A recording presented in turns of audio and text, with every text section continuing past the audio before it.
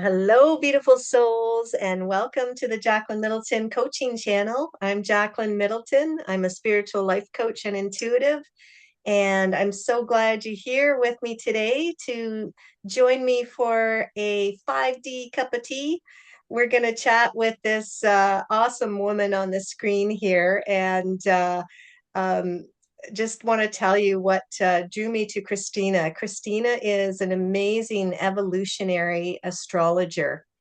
And I've watched a lot of astrologers out there, and I gotta say, Christina is one of a kind. She has not only an amazing grasp and wisdom about evolutionary astrology, she also is an old soul who has the most incredible spiritual wisdom that she weaves into all of her videos on her YouTube channel and all of her personal readings she does. And on top of that, she's got the most lighthearted, joyful, great sense of humor. And I find when I'm watching her videos on YouTube, I end up laughing along with her. It's a real delight for me to introduce you to Christina, and I'm going to ask her in just a minute to just tell us a little bit about what drew her into astrology, and then we're just going to have a nice down to earth authentic chat about astrology and about whatever else comes up. We're not scripted, either one of us. This is authentic and real. You're watching two spiritual warriors slash light workers, whatever kind of terms you are drawn to. We're just going to have a nice chat and see what comes up. So, without further ado, I want to introduce you to Christina of Zenith Glow Astrology. How you doing, Christina? I'm doing great, Jacqueline. Thank you. Thank you so much for having me here. And thank you for that beautiful introduction. I really, really appreciate it. Absolutely, it's uh, all true. oh, thank you. Thank you. Yeah. And likewise, you are also a beautiful light worker and doing incredible work in our community. And I just value your energy and your insight and wisdom and everything that you've been sharing through your channel. So, yeah, two Thank fans you. of each other You got together. it. Right Yeah. on. So, Yeah. so tell us, how did you get into astrology? You've told me a little bit of the story, and it's pretty cool. It's not your average astrologer's background, I don't think. Yeah, who knows? Who knows what the average what the Yeah, average is. But sure. my personal story, so I actually I am a third generation astrologer. So my great grandma was an astrologer, and then my grandma was an astrologer. Now, I didn't know my great grandma. She passed away before I was born. I did grow up with my grandma hearing all about astrology. So it was very common in my family to be like, "Where's the moon today? What's going on with the moon?" Oh, typical figures. Yeah. Like no wonder I'm feeling the way I'm feeling. Or like, well, Mercury's retrograde. We always had conversations like that in my family. My grandma, of course, ran charts for me and all of my siblings, and would talk to my mom about various things to expect from me as I got older, and all kinds of stuff. But I didn't actually learn astrology from her. I didn't get, let's see. So I've always been around astrology. I've always been, very casually interested in it throughout my life. And again, picked up little things here and there just from being around it. It wasn't until 2019-ish that I started to look into it a little more seriously. Um, that was kind of a year of initiation for me. Um, and then when 2020 hit, I was working in the 3D world, working at a university, doing the most boring job I've ever done, to be honest. And I had a lot of free time on my hands, so I was constantly researching astrology at work. Uh, and anyway, when the pandemic hit, I was let go from my job, and I got all this free time all of a sudden. And I was able to just totally throw myself into it. I started researching astrology and came across the work of Jeff Green, who is like the person for evolutionary astrology. I mean, evolutionary astrology is kind of a broad term, and there are lots of different astrologers who consider themselves evolutionary astrologists, but Jeff Green is really like the one who um, spearheaded the work. And he actually wrote some amazing books centered around Pluto and the influence of Pluto in evolutionary astrology and how that, pertains to the soul and the soul's progression. Everything that I saw of Jeff Green and read from him, it just resonated with me on a super deep level. And at that time, I think like a lot of people, I was doing some soul searching and wanting to understand myself better and my path better. So I kind of just dove headfirst into it. Like, I need to understand everything about this that I possibly can, because that's the way that I function. I want to research things in depth, in great detail. And there was something about it that just kind of stuck with me. There's something about astrology. People ask me, like, how do you know all this stuff? How do you remember all this stuff? It just clicks with me for some reason. And I can honestly say that's not true of a lot of things. But astrology is just one of those things. It resonates with me so deeply. Um, Yeah, and so from there, I'm self-taught and just beautiful. read every single book I could get my hands on and watched a lot of videos, and then eventually started practicing. And here I am today doing what I'm doing. Beautiful. Yeah, Oh, I love it. green at the I love it. Thanks for sharing a little bit of your background. I think it's fair to say that astrology is literally in your blood, from your great grandma to your grandma to you. So Yeah, yeah, amazing. Yeah. Yeah. And yeah, it's always an ongoing journey. We keep learning the whole time, right? That's the goal anyways. absolutely. And Yeah. that's one of the Yeah. things that I love about astrology is it is truly an infinite subject, and it Yeah. continues to evolve as humanity evolves. So you really don't ever reach a limit on what you can learn. Yeah. And it's all about finding what you resonate with. And so it's like the one thing that I have found in my life that I can literally keep evolving with, keep learning and growing from. So yeah, I'm always going to be a student when it comes to astrology. And I think Yeah. that that's true of That's everyone. beautiful. And that's that. Well, first of all, I got to say, for everybody watching, like if you haven't watched one of Christina's YouTube videos yet on Zenith Glow Astrology, go and watch it, because her love and her joy, her natural joy for astrology, it just so comes out. I guarantee you, you'll be smiling and probably giggling along with her. It's awesome, along with all this incredible astrology wisdom and spiritual wisdom that she ties in.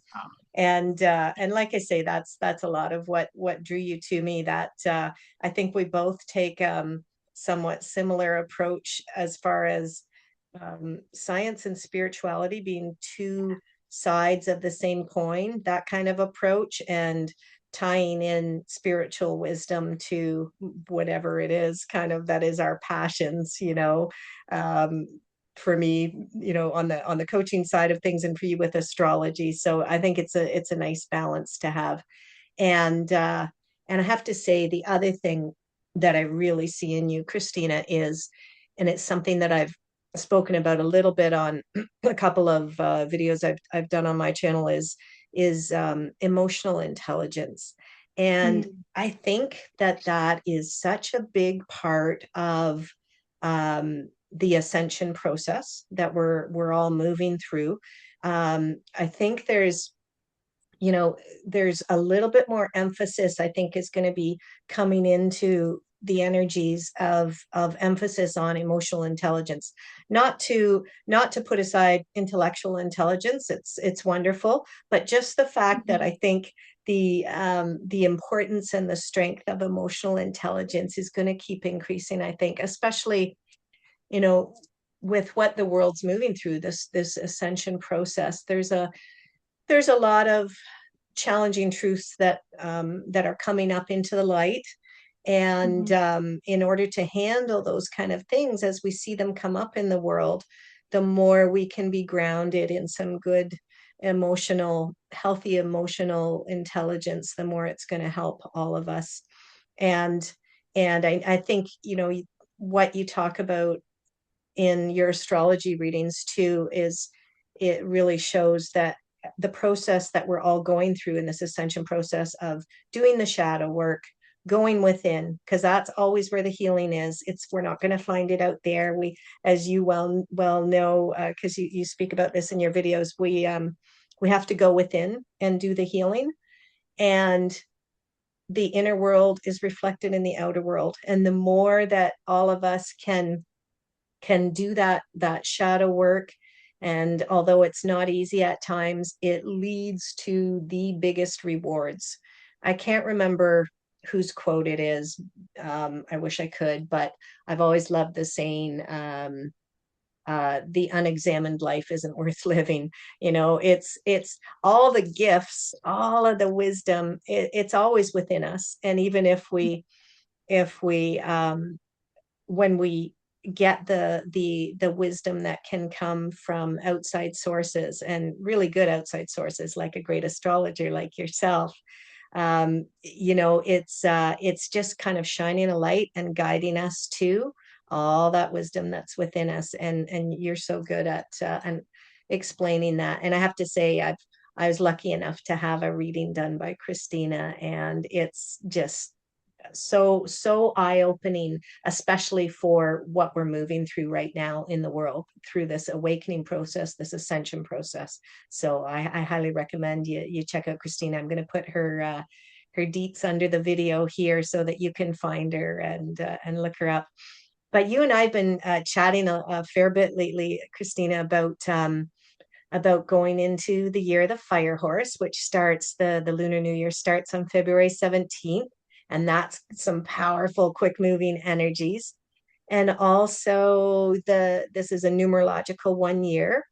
And you've done some wonderful videos on some of those aspects about all of us having the opportunity to step into leadership roles, mainly, the individuation process, that really, like we were just talking about, going within, that's a big part of this numerological year, I think, isn't it? Let me know Yes, what you think yes, about. Yeah. absolutely. Yeah, it is a You one take year. it So wherever you want. Sorry, you take it wherever you want. Let's there were let's just so many little like sparks that yeah. I got just from what you were talking about. I'm like, okay, say that, talk about that, don't forget about that. Um, so yeah, it's a 1 year. So we're talking about pioneering, initiating, stepping into individual path, like your purpose and your mission, and stepping into leadership. And that, leadership doesn't necessarily mean that you are leading other people. It means that you become the leader of your own life, that you're not following other people, you're following your inner guidance, your intuition, your own discernment, and where your heart, where your soul is calling you to go. And having the courage and the tenacity to follow through with that, because it is not for the faint of heart. I've said in other videos, like, spirit will call you outside your comfort zone. It is the hero's journey, right? It's the call to adventure. It's going to beckon you into places that you don't want to go. But it's like you were saying, it's also that inner work, right? And we've done a lot of inner work through the wood snake year. And now we're starting to see the fruits of our labor manifested outside of us through physical action and through changes in our environment. But we are always called inward, right? We are always still called inward. And I love, there's that quote by Joseph Campbell, Hero's Journey, right?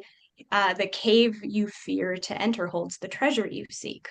So it's like we are going to be called into these places that make us feel uncomfortable and maybe we are afraid of. This is also the energy of Neptune and Saturn moving into Aries this year. So Neptune moved into Aries yesterday at the time that we are recording this. Saturn will be moving there on February 14th. So Neptune will be there until 2039, I think. And then Saturn will be there until 2028. So this is a fresh energy. Aries is a cardinal sign. It represents a whole new cycle opening. So part of the wood snake energy was closing the old cycle, and then the fire horse slash one universal year is bringing us into a brand new cycle. So this energy of Aries, the archetype of Aries, Aries is the warrior, Aries is the pioneer, it is the trailblazer. And we feel through this archetype that call to adventure, that special destiny that we have to follow. And on the journey, we're going to encounter obstacles and challenges, and we are going to have to fight to keep going and to keep following where we are called. And of course, this is metaphorical and it shows up for each of us in different ways, but especially having Saturn transiting through Aries, because Saturn will present us with tests and limits and challenges and boundaries and pressure and restriction. Saturn is like our, really strict teacher, who does offer us incredible wisdom, but it's, I always Yeah. say Saturn is a ball buster. Yeah. So, we're going to go through, a lot of challenges. And that's part of it, right? It's part of the initiation. And that's something that I talked about as well. Lunar New Year corresponds with an annular solar eclipse in Aquarius. So this is our first eclipse along the axis of Aquarius and Leo. So that is fresh energy coming through. And then an annular eclipse is a ring of fire eclipse, Yeah. which symbolizes spiritual initiation. And that Yeah. is the energy that imprints our entire year, because this is what we are beginning with. So we are Wow. literally undergoing spiritual initiation, being called to follow our own adventure. And then along the path, we are going to encounter challenges and opposition in various forms that it's all unique to each of us individually. And Yeah. part of the test is, can you stay the path? Can you stay true to yourself? And then within that energy, you've also got Neptune. And Neptune, this is very challenging energy because Neptune and Saturn are opposite of each other in the sense that Saturn wants to create structures, boundaries, crystallizations, definitions, and Neptune wants to dissolve boundaries and definitions. So you have the principle of building and structuring versus the principle of dissolving. And now Neptune is the outer planet. So it ultimately will have the final say in what gets Wow. created. So even Saturn has to bow to Neptune. Yeah. But That's so interesting. Sorry, I just gotta like because what you're describing between Neptune and Saturn there, it's so exactly what we're going to see in the outer world. I think more and more this year, the next couple years, we're going to Mhm. see aspects of society in the political field, in well, every area of Yeah, society, education, everything. We're going to see a yes, dissolving because as we know, it's got to dissolve before it can be rebuilt on a yes, foundation of truth and light and authenticity. So we got to watch those shadows come up and get dissolved, eh? That's what it sounds like. absolutely. Yeah. Absolutely. And that's exactly, and being in the sign of Aries, which is associated with our ego and with our Yeah. identity, we're going to be confronted with the old paradigms for what that means for us. Who am I? Who have I known myself to be? What did I think my path was? What did I want to see manifest in my life? And then Neptune is this higher spiritual octave coming in and saying, no, spirit has a different path for you. So again, you're going to be called outside your comfort zone. We're going to resist the call to adventure, go through the whole classic hero's Yeah. journey trope. And then eventually, hopefully, we learn to marry the two energies, because you can marry those two energies of Saturn and Neptune. They can learn to be, worked together. But Exactly. And it's sorry, I didn't mean to no, cut you no, off. Go no. ahead. Oh Oh, no, I it's just just a matter of learning to, yeah, allow your ego to be guided by divine will. That's all I was going to say. Oh, I love it. I love it. That's so beautiful. And I'm gonna apologize. I don't mean to cut off Christina. There's sometimes a little bit of a delay on Zoom, so I'm trying not to be an idiot and cut her off. It's just every once in a while it may come out that way. So please forgive me, Christina. And Yeah, And as Christina and I said just before we started recording, the highest vibration these days, I always thought it was love, and definitely love's right up there. That's the second most, I think. But authenticity is the highest vibe there is.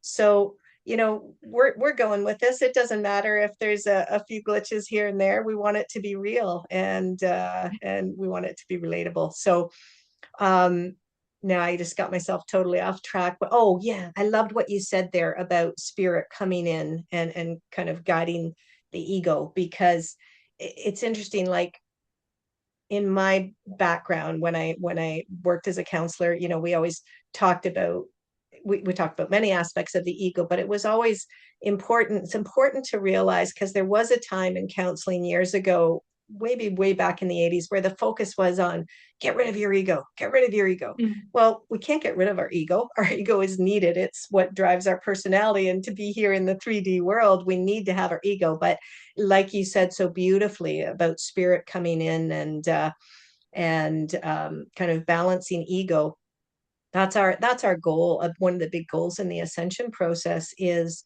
to I kind of like the metaphor of, if you're in a car, you don't want your ego driving the car. You want to get the ego in the back seat and get your spirit, your soul in the front seat driving. And that's what leads us to going from being ego driven, totally ego driven, to being soul infused, a soul Yeah, infused personality that's led by their soul, led by spirit. So I love the way you said that.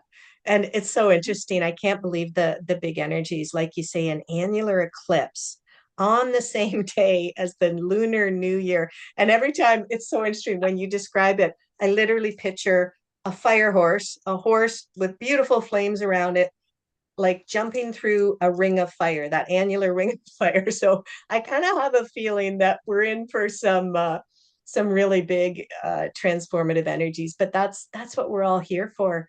We wouldn't be here if we weren't all spiritual warriors. And everybody that's watching this, I guarantee you are a spiritual warrior. So yeah, yeah, so interesting, the energies that we're moving through. Definitely.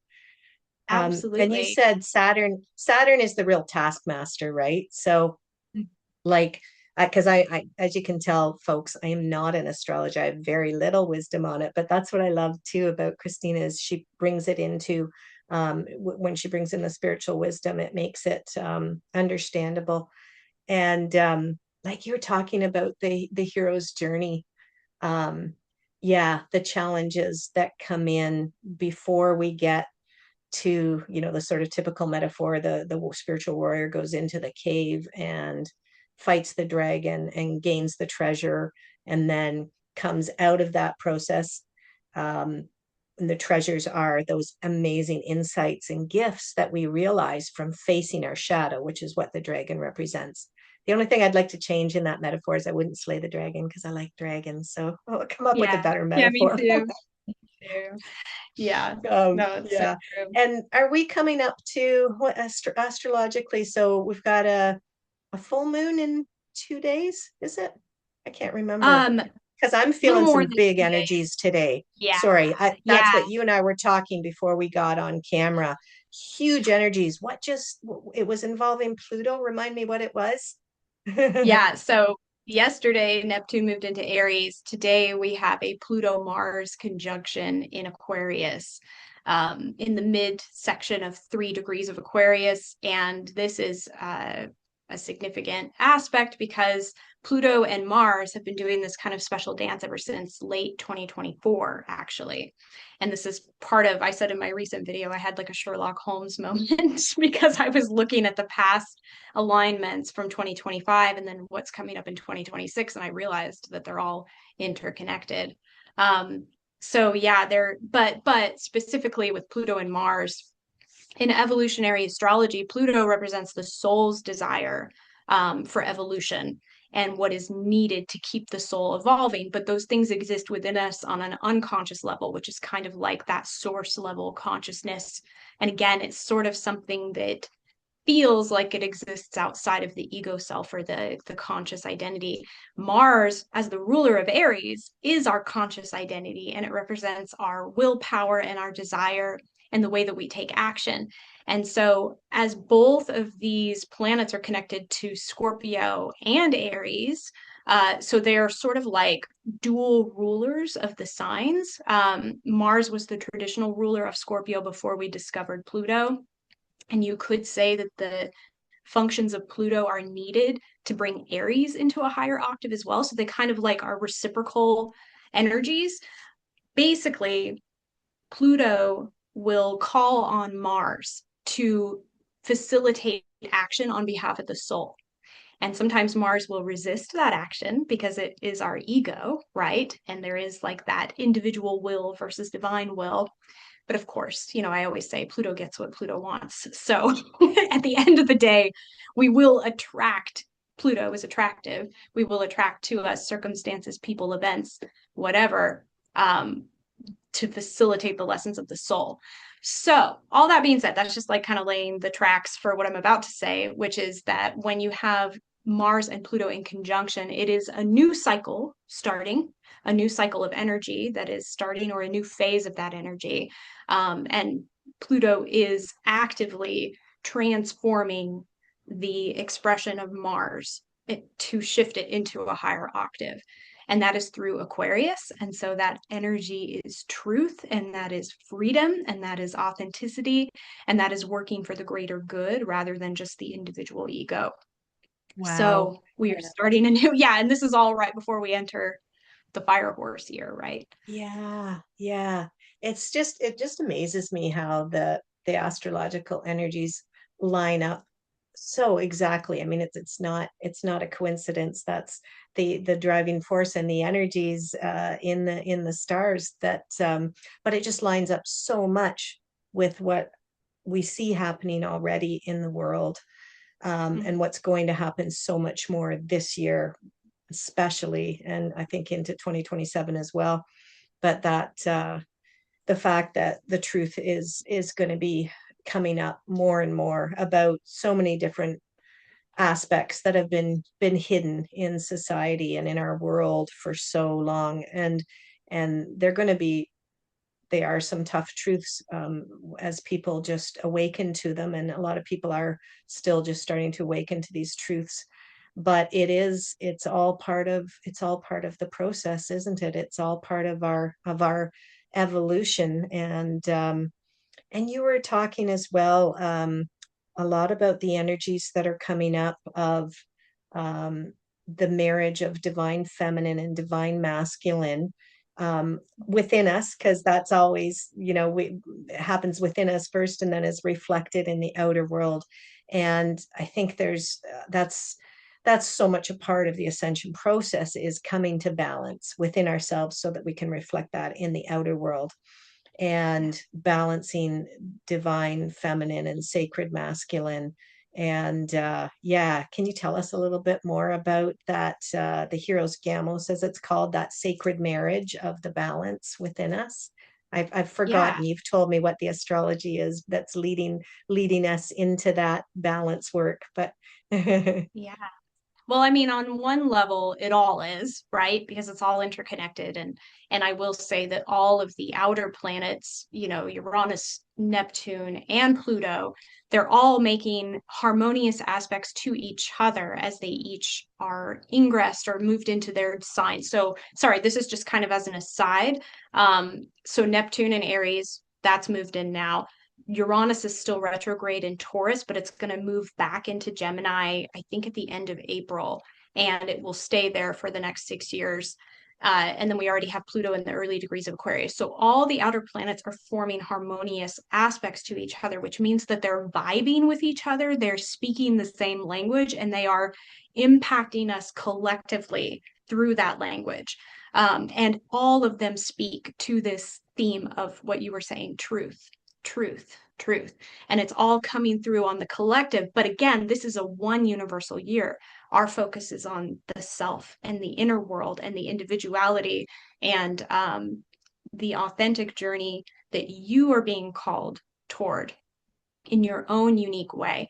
So I want to say this because I think it's important to recognize we're going to see a lot going on in the world, on the world stage, right?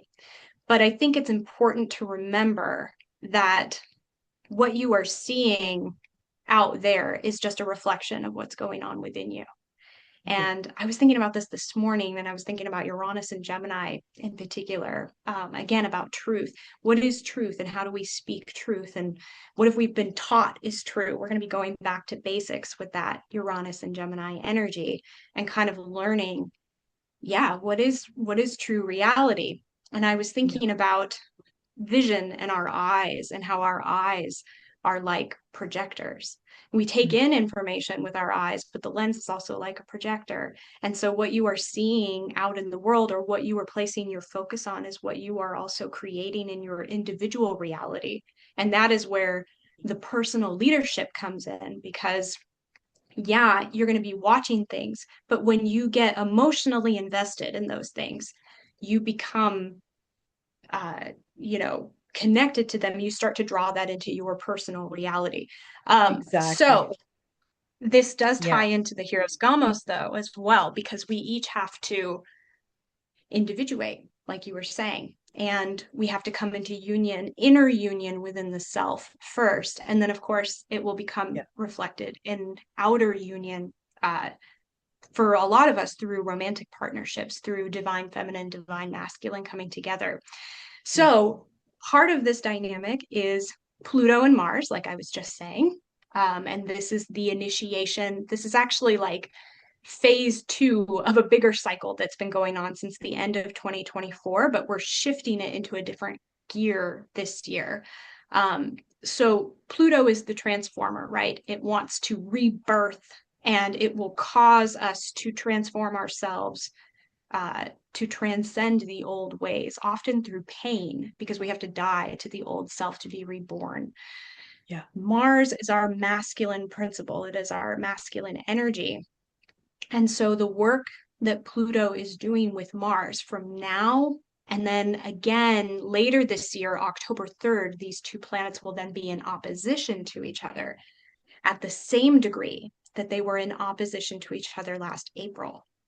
And that degree, and I don't have to get into like all the nitty gritty of it, but that degree, when you look at the Sabian symbols for those degrees they're in, it has to do, it's the same theme. It's like spiritualizing the ego. It's like taking the individual self and marrying it with the spiritual self, with spiritual guidance and divine will. And for Mars in particular, as the warrior, as the masculine archetype, it is divine masculine's mission and duty to be the protector for the divine Mm. feminine. And and again, this is happening on an interior level first. We each have divine feminine and masculine within us. And for so many of us, for so long, we have sort of neglected divine feminine, or sort of thrown her to the wolves. We have not been stepping into divine masculine energy as the source of protection for divine feminine. And thus we have created this deep imbalance within ourselves. Yeah. But this is also reflected outside of us, right? And so we see that through relationship dynamics, and we also see that in like gender roles and the way that this has been played out for centuries now, actually. And I don't want this to Exactly. turn into like a feminist conversation, because I also think that feminism as a, as an ideology has been corrupted as well, and it has been like a kind of hijack in and of itself. You're But just, there also is yeah, there's also sorry. I truth just, to it, though, right? yeah, yeah. No, you're Yeah, exactly bang on. It was just going through my head as you were describing that so well that I was thinking the same thing. And years ago, I started to get pulled into that, the a little bit of the feminism thing. And I know now it was truly an agenda. It was literally a yeah, three letter alphabet agenda to right. break up the family unit, to get women Yes, to be outside of the home and not raising kids and let the state raise the kids instead, all part of what I can now look back and see. And it's such a shame because it's done so much harm to the family unit, but it is like you're just describing, the astrological energies are here to support the balance coming back now. And as you say, Yeah. first within us, and then outside of us. Um, yeah, what's I gonna say there? Train went off the tracks again. um, yeah, oh, I know. Just the I see so much of this happening in the ascension process within the world, is that it's all a pendulum, right? We've had the pendulum Right. swing to the extremes of polarizing our genders and causing division between the Mm. genders and going so far one way. And slowly that pendulum is, I really see it's starting to come back. It's going to come back to balance. And I Right. love that you're describing that. Of course it has to happen within us first. And I loved Yeah. what you said earlier too about the lens of the eyes and what we focus on. And I've always loved that saying, where attention goes, energy flows. And it's so true. Yes. And Yeah. as we do this inner shadow work and we go through this ascension process, it's so important to have some grounding techniques and centering techniques to bring us back. Because as you say, as we focus, it's going to be impossible to ignore the huge changes that are going to happen in society in this next year, especially. So many areas of society that are going to crumble in order to be rebuilt. It's the only Yeah. way it can happen.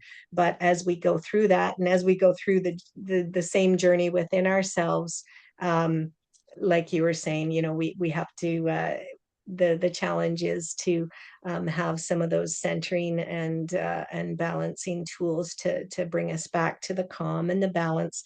Because you know the truth is, and like the gurus and masters would say, there can be a storm, there can be a tornado swirling around us, but boy, if we can master the technique of going within, because there's always that stillness and that calm within us. And Right. once we can do that, then boy, that makes going through this process a lot easier for sure. Yeah. But Absolutely. And that's part of the lesson of having Saturn in Pisces these last 3 years. Saturn has been teaching us that we have to cultivate spiritual discipline.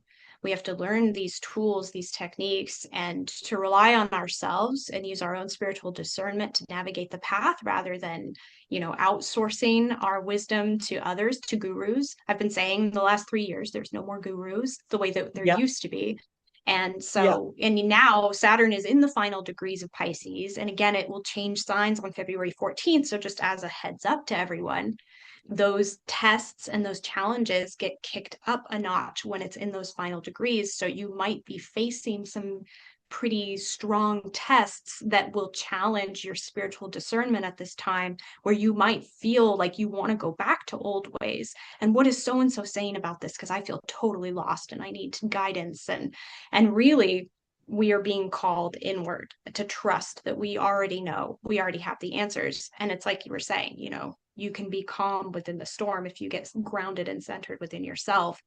um yeah, so many things, again, so many thoughts just triggered when you were talking about all of that. yeah, But yeah, the going back to the feminine stuff, absolutely, like the whole feminist movement was really there to kind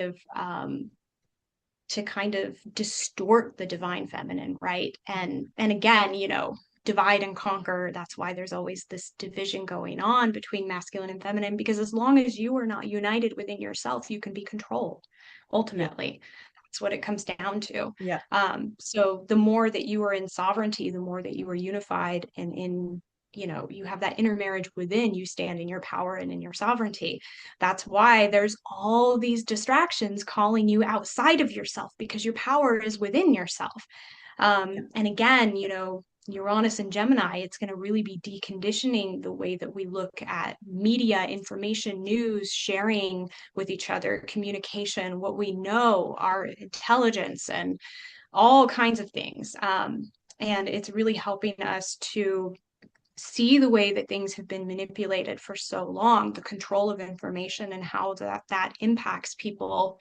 And it's the stories that we're telling. And keep in mind, Gemini is ruled by Mercury, right? Mercury is it's the magician in the tarot. It is our ability to manifest. It's how we take what is in the mind, Gemini, and bring it down into physical reality, which is the Virgo that Mercury also rules. So the connection between the mental realm and the tangible realm. And with Uranus transiting through that sign, it's helping us to see. It's going to highlight for us because we already know this on like a theoretical level, or we've learned this through our spiritual study. Where your attention goes is where energy flows. What you perceive is what you draw into reality. What the thoughts that you're thinking is what you're reinforcing through your manifestations. All these things we know on like that abstract level, but how many of us witness it firsthand, or how many of us are embodying that Yeah. wisdom or actually putting it into practice? Because I see so many people. It's like, we know this, we know the law of attraction, we know how this stuff works. But I see so many people, uh, you know, here's a news story, whether it comes through the truther community or through mainstream media or whatever. And then, okay, I'm going to share this, and then I'm going to share it, and then I'm going to share it, and then I'm going to share it. And it's like, okay, well, that story just spread like wildfire. Is it actually true? Who's telling the Exactly. story? Because Exactly. every story has a narrator, right? And Mm. sometimes there are unreliable narrators. And it's like, Yeah. what kind of stories are we trying to perpetuate? And again, yeah, the projector, what you're putting your focus Yeah. on is what you're Yeah. creating. Is that really where you want to invest your energy? Um, Exactly. And what you just said, discernment. Oh my gosh. Like if the world was a Sesame Street show right now, the show would be brought to you by the words discernment and sovereignty. It's just like, holy right? smokes, our discernment is getting such a workout. And that's, again, I think that's tied into the kind of the shift into emotional intelligence. The more we've worked through a lot of our emotional stuff, the more in touch we are with our gut and with our intuition, and Yeah, therefore with our discernment. And the yeah, more truthful we are with ourselves, the more, I believe, the more we're able to discern and see truth in the outer world. Because it all, just like you're saying, it all starts within. Everything yes, starts within. The more we heal right, within, the more we are truthful and honest with ourselves, and love all those shadow aspects of ourselves, and like you say, get to that point of embodiment. There's such a difference in the emotional healing journey from moving from the head to the heart. And like I've said in the past, the biggest journey that any human can take is from the head to the heart, from the mind to the heart, and embodying this wisdom and these lessons. And you said yeah, that beautifully. Yeah. Yeah. absolutely. Well, and it's like coming into coherence with yourself.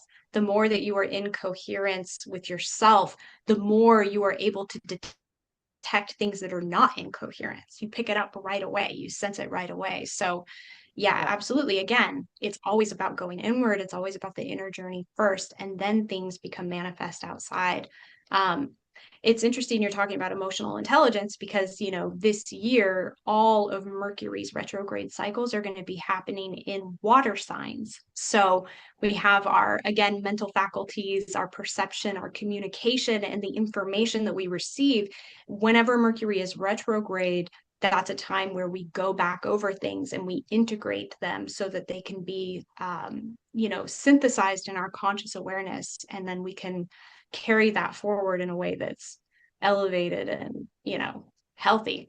Yeah. So going through all the water signs, that's like our psychic information and our emotional intelligence and cellular memory and the true like roots of who we are at the deepest levels. So absolutely we're going to be called inward this year at a whole Yeah. new depth. Um, but as well, I talked about this in my fire horse video a little bit, Yeah. and I was looking at it again this morning. when I was thinking about the year of the fire horse, one of the first things that popped into my head, which I think was spirit being like, hey, remember this, was Mhm. the author D.H. Lawrence. So D.H. Lawrence was an English author, and he was popular around the time, like post-industrial revolution. And he used horses a lot in his literature, and horses were always metaphors for different things, but they often were metaphors for emotional intelligence and physical embodiment and sacred sexuality, power dynamics, power struggles.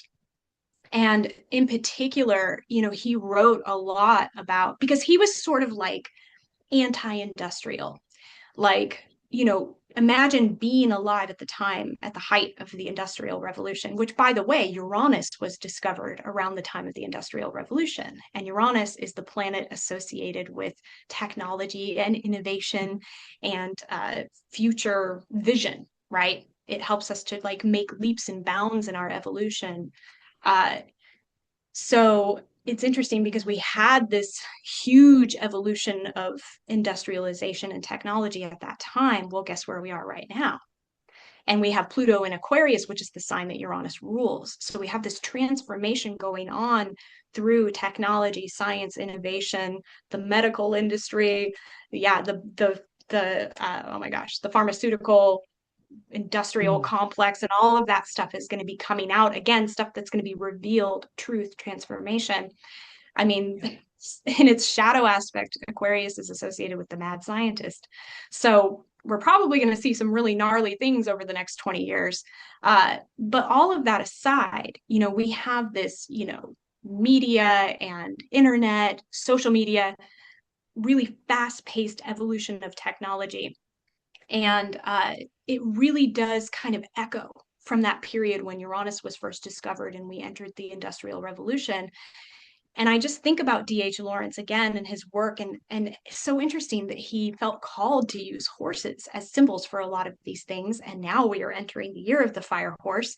But a lot of his work was really calling into or calling out the way that we overvalue the mind in society.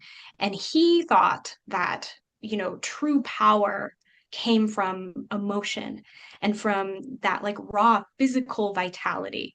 And to him, horses represented that. Horses are emotionally intelligent creatures and they tend to mirror human emotion. And they hold like this deep kind of emotional wisdom that we can find when we connect with them. And so as well, they hold this like raw sexual energy, which he wrote about as well. And not just sexual though, it's physical embodiment energy, the energy of physical intelligence, like body intelligence as Yeah. well. And I think all of these themes are going to come through the year of the fire horse because, especially for those of us that are like on this spiritual journey, and we've been doing this work for, some people have been doing it for years and years. Some people have only been awake for a few years, but however long you've been doing it, kind of diving into like the 5D of it all, right? I think that there's a lot of bypassing that goes on. And I think there's a lot of desire for transcendence, like wanting to totally transcend the physical realm and all the stuff that's going on down here, so to speak. Because there is a lot going on, right? There is a lot of chaos. There's a lot of harsh energy. There's a lot of rude awakenings at times. The shadow is rising into the light, right? This is like the time of tribulation. So it's natural to want to escape those things. But, through the wisdom of horses, and again, I keep thinking about D.H. Lawrence, it's like, it's actually opposite of what you think. Like the way to move through this energy, you can't bypass it. You have to go through it, right? You have to go into the cave, right? You have to go into the Yeah. cave. Yeah. And it's actually counterintuitive. It's like you have to go into your body. Your body is what holds the wisdom. Your body is what remembers. And I think a lot of people struggle with this because we are trying to access information through the mind and Mhm. trying to understand it from the level of mind. And it's like, well, how does my body, like, what's my body going to tell me? because you're thinking Yeah. of it in the way that your mind would conceive of it, but your body speaks in a totally different way. Yeah. And Carl Jung also taught in a lot of his work that this stuff is sort of like non-linear. Like you don't, and I tell people this too, like you don't, people tell you to meditate, right? Like, oh, you'll find the answers if you meditate. So many people sit down and they meditate, and maybe they meditate for 30 minutes, maybe an hour. And then they stand back up and they're like, well, I didn't get anything from that. The answer didn't come to me. That didn't work, and they kind of write it off. And it's like, yeah, but this is a non-linear process. Like you're not just going to like sit down and there's A and then B is going to happen 30 minutes later. It's like, no, it's going to, completely work in a way that doesn't make sense to your logical brain, which works in a linear fashion, right? Again, it bypasses the mind. You might find the answer 3 days later and realize that the answer was something that happened a week ago that you didn't realize was the answer, but suddenly it's Yeah. coming into coalescence in your mind now. It's Yeah. actually like the mind is the slowest faculty in a lot of ways. Hmm. Even though our minds race, it's like the mind is actually the slowest faculty. Your heart knows things right away, your body knows things right away. The principle of Uranus, which is the higher octave of Mercury, it is the God mind, the higher mind. Uranus is lightning fast and it is non-linear, and it takes time to downstep that Yeah. energy in a Yeah. way that can be synthesized with the faculty of Mercury, which is your conscious mind. So Yeah. again, emotional intelligence, Mercury going back over things through water signs this year. It's like, I think we've been, in some ways, collecting data on an emotional level. And some of that is like way, way old. Like it comes from ancestry. It's stuff that's in our cellular DNA, Mhm. right? And I think that Mercury this year is really going to be synthesizing that information in a way that makes sense to our brain. That's Yeah. really what it is going through all the water signs. So, Yeah. That's so sorry. beautiful the way you explain it. And again, it ties in with, yeah, with the such a big part of the ascension process is us needing to be here in the 3D. Like you say, there's always there's such a desire, I think, once we start the spiritual and emotional healing journey, to transcend out of it. And then we can get pulled into spiritual bypassing, where we're like, oh, everything's good, I've done my work, I'm all good. Meanwhile, there's a lot swirling inside. And I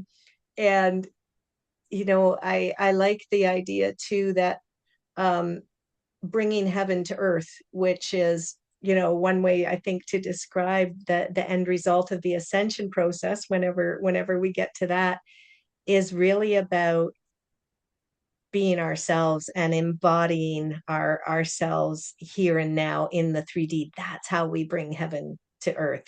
It's going through this ascension process. And yeah, you just described that really beautifully, because yeah, we have to ground this energy, and especially with how big the energies are right now, we're taking in so much. A part of the ascension process is taking in these light codes that we're being bombarded with, even though we may Yeah. not see them. But we're taking in so much light, and we need to be able to ground that light down into the earth. That's a big part of bringing heaven to earth. And I just love the way you talk about embodiment. That's probably the biggest part too of the healing journey. Like we were saying, it's one thing to know something in your head, but to take knowledge in the head and turn it into wisdom means to embody it, for sure. And Yeah. you've just talked about that so beautifully. Yeah, yeah. And I that's have a like an feeling alchemical this fire. process. Sorry. Oh, and that's like an alchemical process that you undergo. Yeah, yeah, Yeah. exactly. Oh, I'm so glad you said that. The alchemy is that would be another word if this was a Sesame Street show. Today's show is brought to you by the word alchemy. I'm going to say alchemy, sovereignty, truth, embodiment. There you go. There's our four words for today's show. And brought to you by the number one, because we're in a numerological one Brought to year. you So by the there. number one. Sesame Street needs That's to get great. us on the show.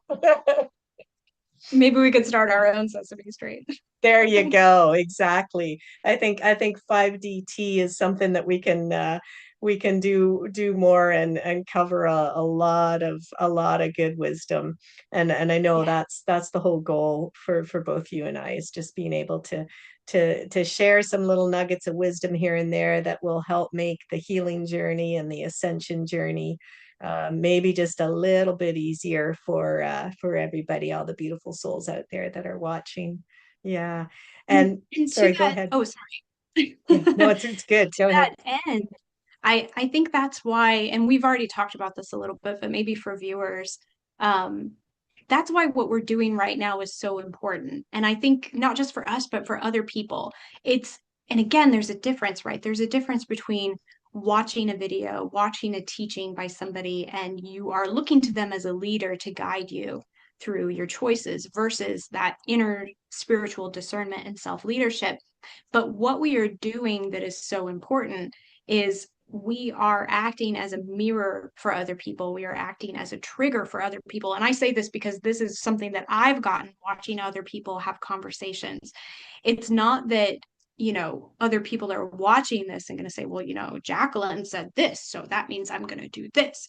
It's more like we are just reflections of you in your reality from your perception of reality. We are not even us. We are just reflections of you, teaching you what you already know and reminding you of what already exists within you. If you're watching us talk right now, you are in resonance with us and you were drawn to us magnetically through that soul signature because there's something that needs to come through to you through whatever we're saying. And that could be anything, really, whether it's literally what we're talking about or whether it resonates as something deeper within. But anyway, I think that, and again, Uranus and Gemini, I think, again, like communication and sharing information. And then the Aquarius of it all, collaborating with other people, the more that we come together and the more that we share ideas, it really does spark revolution and it sparks this evolution in humanity's progress. That's part of the higher octave of Aquarius, is this collaborative energy and what we can create, because what you can create together is so much more than what you can create on your own. Absolutely. Oh, so beautifully said. I love it. And I always have this picture in my head when talking about this energy and the spark that goes out and connects us all. And again, whether, not that we need labels or terms, but whether you know feel like you're a light worker, star seed, a spiritual warrior, just an awakened person on the ascension journey. I always picture the same way that tree roots all connect to each other, and the mushroom biome that all connects together and connects the whole forest. I literally Yeah. picture that when you gave that beautiful description. It's like, here goes our light and what we're talking about. It's like boom, boom, boom, boom. And I see Yeah. all these lights lighting up and coming together within the other souls, like you say, that are drawn to be here and watch this video and take part. It's yeah, that's the beauty of unity consciousness and where we're moving to, for sure. Yeah. Oh, I The love that. interconnectedness of everything. And you Yeah. know what? You know what it makes me think of? Yeah. Those geodesic domes that we talked about, which is so funny because we were just talking about it again right before we got started. But again, That's yeah, like right. those little, they're sort of like node points and it's like a web of everything that's Right. interconnected. Yeah, it's like Right. one. And you know what? Then you think about it and you're like, well, wait a minute, isn't that like synapses in the brain? Isn't that like neurons, like things firing? Isn't that like a hologram of what's going on a bigger level? Oh yeah, you got it. I was going to say the fractality of it all, the unity consciousness. We're all, like you say, we're all reflections of the whole. And oh my goodness, you just reminding me. I've seen some interesting analogies a few times in the last little while of um, like aerial views, like Google Maps views of cities, and comparing it to a circuit board, and like it's Yeah. exactly the same. And Yeah. it specifically, I saw something yesterday about Angkor Wat, that Mm, amazing Tartarian, I think, building in Cambodia. The architecture is just phenomenal. It's nothing that we have created, certainly in the 3D world. It comes from a higher source. But yeah, it's pretty wild when you start going down that hole of we're all fractals of the whole. And yeah, this similarity between geographic places and circuit boards. Yeah, we are most definitely in a matrix. And as we know, we are thankfully, just as we go through this ascension process, we're moving out of the artificial 4D created control matrix. We're moving back into the divine matrix, baby. And so much a part of that, I think, is the divine masculine and feminine balancing, like you've been talking about too. That's all part of it for sure, coming back to balance. Yeah, well, and the matrix thing, right, is it's not that we're even transcending the matrix, it's that we are organically creating something new. It's like we are not bypassing the system, we are going directly into the system and using the system against itself to create something totally new, which, by the way, is a very Aquarian revolutionary, Love it. like give the finger to the to the You got man it. kind of energy. But again, You like, yeah, just when you literally think about the movie The Matrix, right? I was just Which, gonna say we're all Neos. We're breaking it up from yeah, the inside, man. you're all Neos. Like you learn that you change the system by going within the system. Yeah, exactly. And you learn that you have power to change the system, and it's about discovering what that power is. And I think that's Yeah, what we are all doing. But yeah, you're right. exactly. Going back to the feminine and masculine, the Hieros Gamos of it all.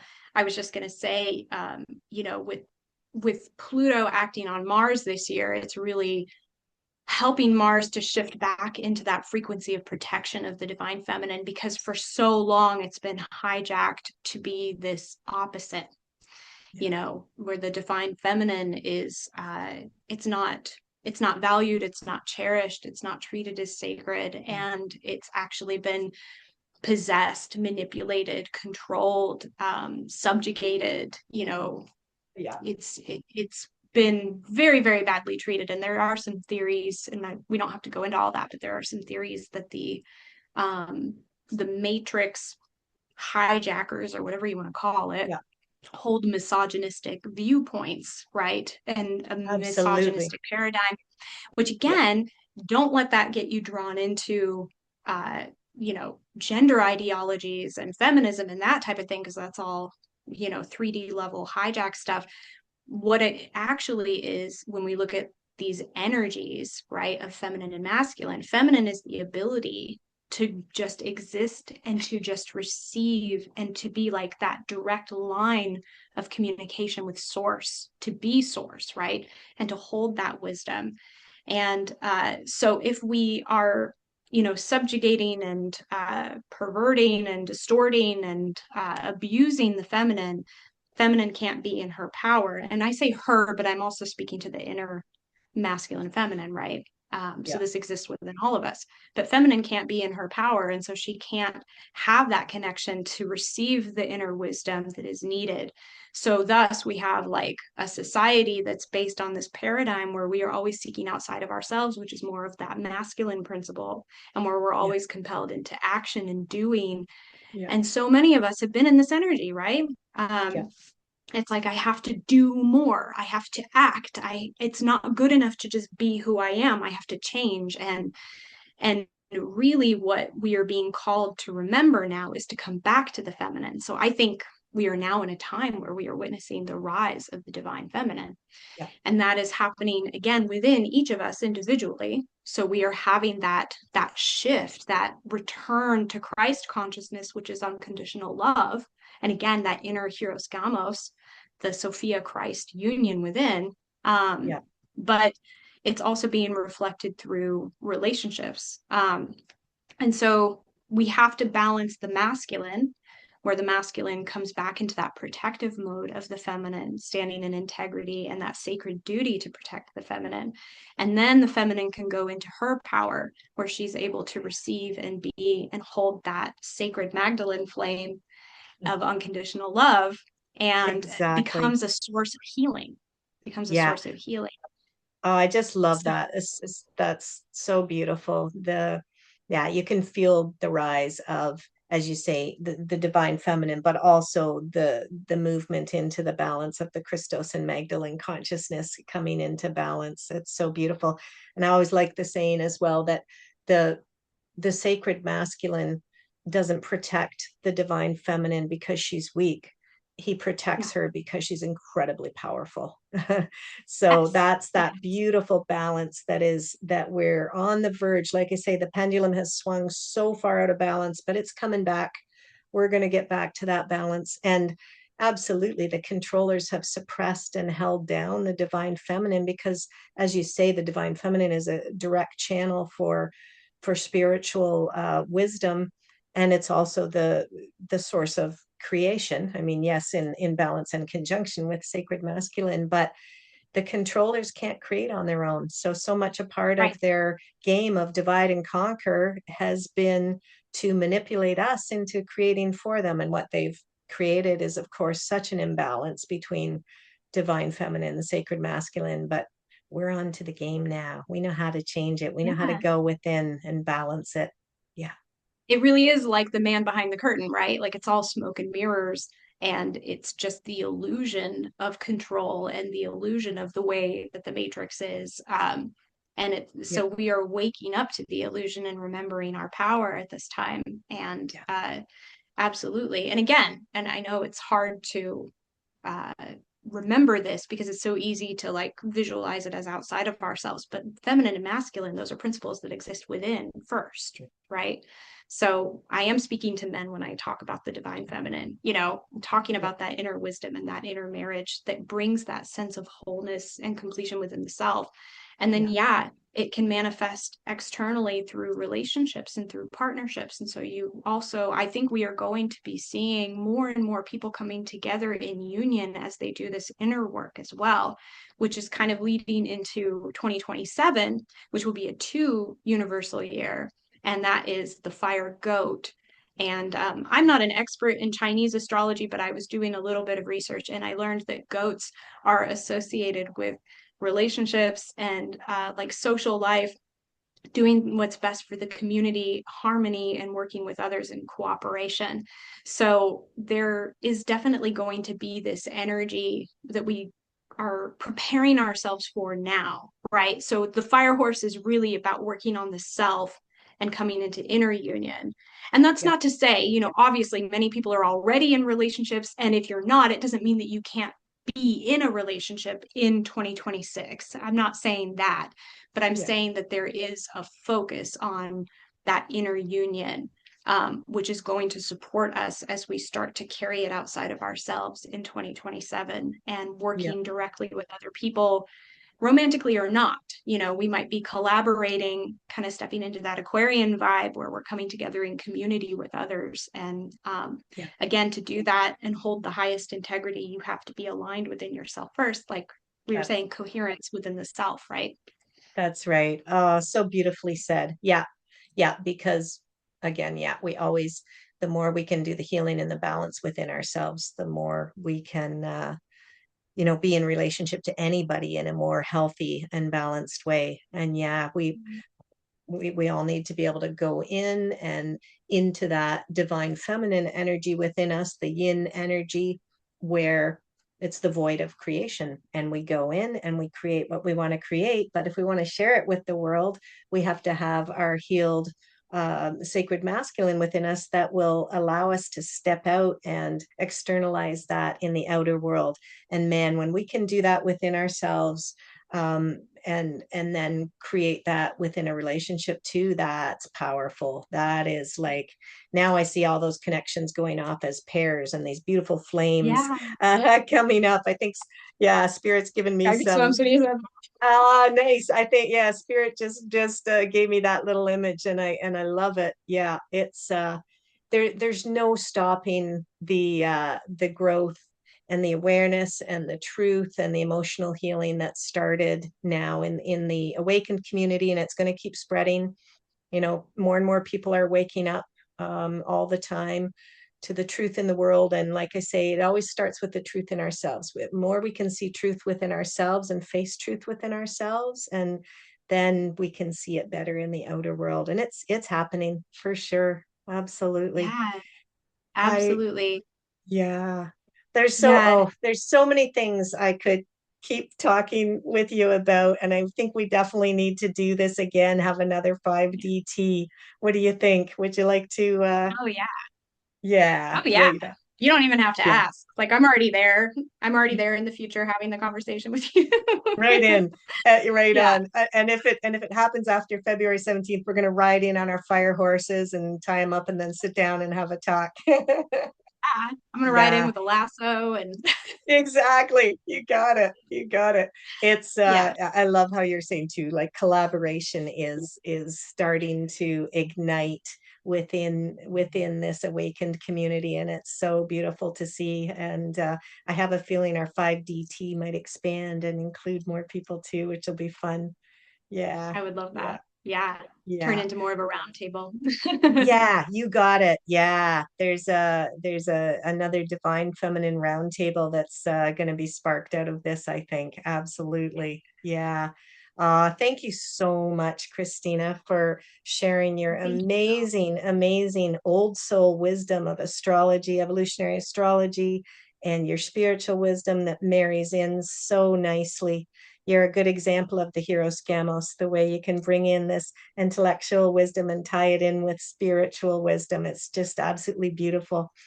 And I Oh, am thank going to put, yeah, no, you're ahead of your time, baby, for sure. you. And I'm going to put all the details for how you can contact Christina below this video. And please, if you've enjoyed even one little nugget from this video, Christina and I would both really appreciate it if you could give us a like and subscribe to Jacqueline Middleton Coaching and subscribe to Zenith Glow Astrology and just help us to keep this momentum going and get these little bits of shared wisdom out there because it's always a reflection of the wisdom you already have within you. It's just about starting the conversations and getting them going, I think, isn't it? Yeah. Yeah. Absolutely. And likewise, I'm going to be sharing this on my channel as well. So if you're watching from my channel, I'll be posting Jacqueline's information below in the description box where you can find her. And by all means, please go support her work because she's doing really important work in the world right now as well. And we need more of her energy and more of her wisdom. So yeah, Thank I'm you. so Thank you. grateful. Thank you. I'm so grateful. Thank you. Thank you so Yeah. much, Jacqueline. It Love it. was honored. Absolutely. Have a fantastic day, everybody. And we'll see you again for some 5D-Tea. Take care. Bye.